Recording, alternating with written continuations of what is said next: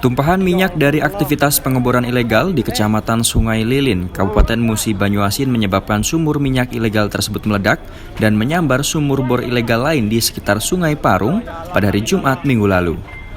Kobaran api ditambah kepulan asap hitam membumbung tinggi membuat sulit dikendalikan. PJ Bupati Musi Banyuasin Sandi Fahlepi meninjau lokasi kejadian dan pihaknya memastikan akan menangani dan mengupayakan bersama SKK Migas serta Pertamina untuk memadamkan api sekaligus mengatasi pencemaran lingkungan. Kami bersama Forkompinda sudah meninjau lokasi illegal drilling yang beberapa hari ini jadi masalah. Kemarin sempat meluing masuk ke Sungai Dawas dan terjadi kebakaran juga kemarin sore. Sudah kita tinjau dan kita berupaya untuk menanggulangi bersama-sama dengan SKK Migas dan Pertamina untuk memadamkan api dan juga mengatasi pencemaran lingkungannya. Dari Pertamina akan turun, mulai besok kita sudah mengeluarkan alat semua untuk agar ini tidak melebar kemana-mana. Sejauh ini kondisi api bagaimana Pak Bupati? Dari yang besar kemarin sudah mulai agak surut. Ada lembaga swadaya dari masyarakat yang juga membantu memadamkan api. Estimasi mereka dalam 1-2 hari ini mudah-mudahan nanti bisa ditanggulangi. Himbauan Pak Bupati untuk kami menghimbau kepada seluruh masyarakat untuk kedepannya tidak lagi melakukan aktivitas illegal drilling ini karena banyak besar sekali kerugiannya, ada dampak korban jiwa, kerusakan lingkungan, maka kalau bisa itu tidak dilakukan lagi ke depannya. Akibat insiden ini 1 orang meninggal dunia dan 4 orang mengalami luka bakar. Pihak kepolisian kini masih mengumpulkan data korban termasuk mencari apakah ada korban lain yang belum ditemukan. Sedangkan korban meninggal kemungkinan besar merupakan warga yang sedang memeras minyak di sekitar lokasi. Senin 1 Juli pagi tadi, sebanyak 15 orang anggota tim hukum Polda Jabar menghadiri sidang lanjutan pra-peradilan Peggy Setiawan di Pengadilan Negeri Kelas 1A Bandung, Jawa Barat. Tim hukum ini menghadapi gugatan terduga pelaku pembunuhan Vina dan Eki di Cirebon. Tim hukum Polda Jabar tersebut berasal dari internal kepolisian yang agenda persidangannya adalah mendengarkan pembacaan gugatan dan dilanjutkan dengan pemberian jawaban. Usai persidangan, tim pengacara Peggy Setiawan menyatakan Polda Jabar salah sasaran dalam penetapan tersangka ke kliennya. Selain itu, mereka juga meyakini Peggy Setiawan tidak terlibat dalam kasus pembunuhan Vina dan Eki di Cirebon pada 2016 lalu. Saksi-saksinya pun juga jelas, buktinya juga semuanya jelas. Jadi kita sudah menekankan itu. Kalau hal-hal lainnya lagi, makanya kami melihat bahwa peristiwa ini, perkara ini sudah 8 tahun lamanya. Apakah penetapan Peggy Setiawan ini sesuai? Kami menilai ini tidak sesuai karena Peggy Setiawan dan Peggy Peron adalah 2 figur yang berbeda. Kira-kira seperti itu kawan-kawan.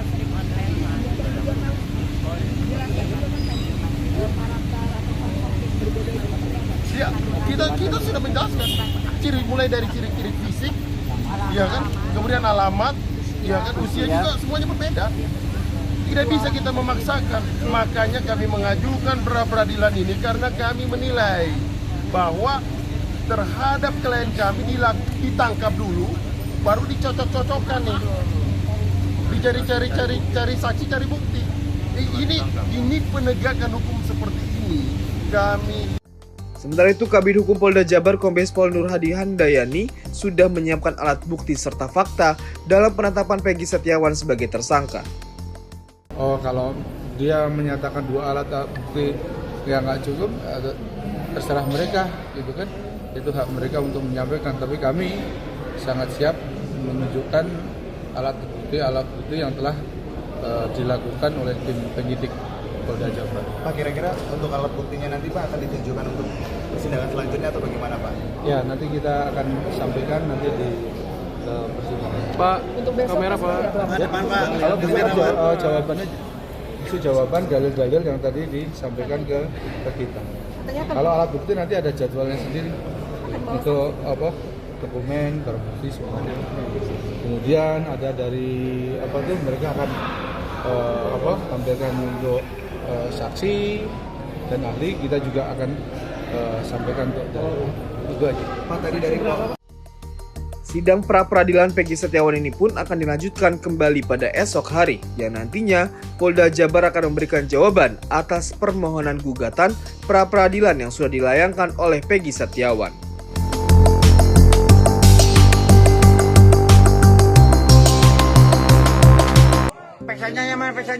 Pesannya. Polisi dari Polresta Garut telah mengamankan pelaku pembunuhan mutilasi yang terjadi di kawasan Cibalong. Kasih Humas Polresta Garut Ibtu Adi Susilo menyebut jika narasi di media sosial yang mengatakan bahwa korban dan pelaku adalah orang dengan gangguan jiwa, pihaknya belum bisa memastikan. Kepastian kondisi jiwa harus dilakukan dengan pemeriksaan kesehatan yang dilakukan oleh tim dokter. Ketahuannya ini jam berapa? Ketahuannya Setengah duhur. Duhur barusan? Nah, pagi tadi kelihatan dari sana diboyong sama pelaku. Pelakunya tahu orang mana, Pak? Nggak tahu, Pak. Nggak tahu ya. Hingga saat ini kepolisian masih melakukan pendataan korban dan pelaku. Apakah diketahui keduanya memang kenal atau tidak?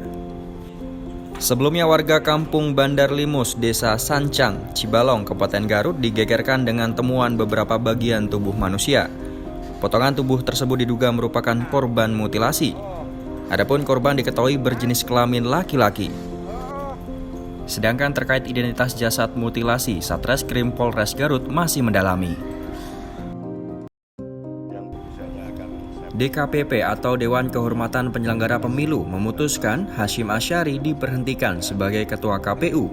Ia dinilai terbukti melakukan tindakan asusila kepada anggota PPLN atau Panitia Pemilihan Luar Negeri berinisial CA.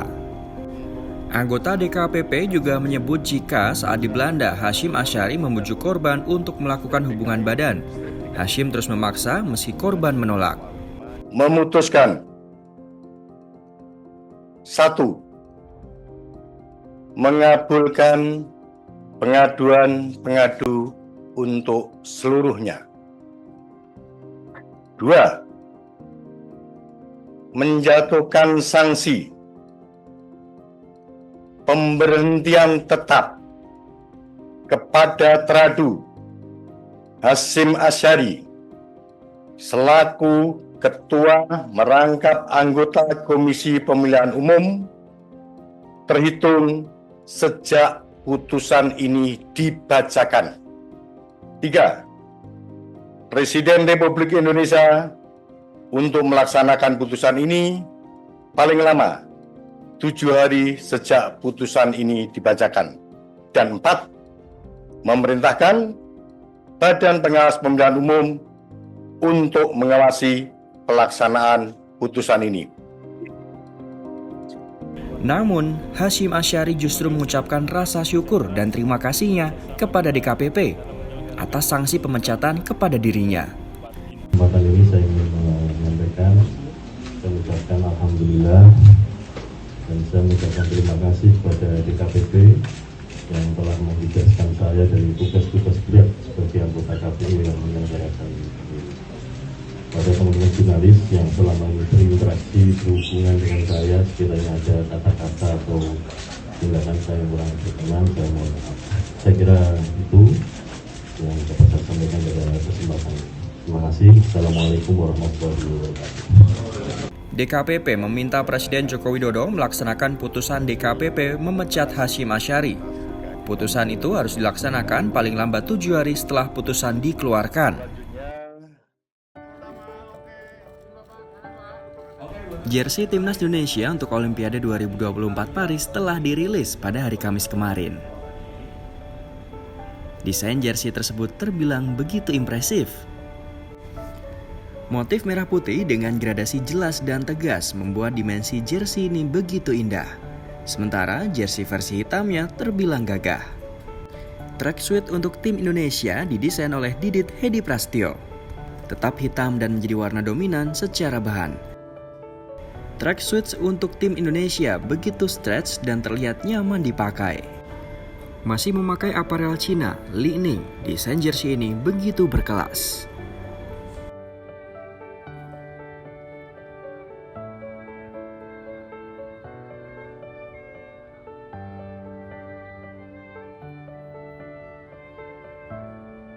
Saya cari inspirasi untuk koleksi ini.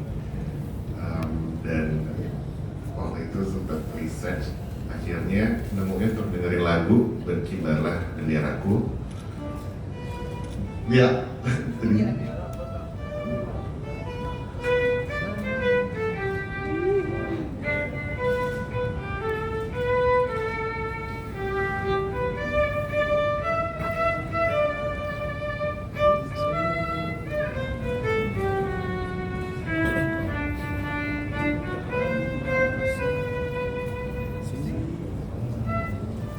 ya, so itulah inspirasi dari koleksi jersey merah putih. Berkibarlah benderaku ya Mas Didit ya. Oke, kita pasti juga tahu teman-teman nyawa merah itu melambangkan gagah perwira dan putih melambangkan kesucian. Itu juga inspirasi bendera Indonesia. Sedangkan penunjukan Didit Hedi Prastio bukanlah tanpa alasan. Sebagai seorang desainer, Didit telah dikenal di level internasional. Hal ini pun tak mau dilewatkan oleh tim Indonesia untuk memperkenalkan budaya lokal melalui fashion.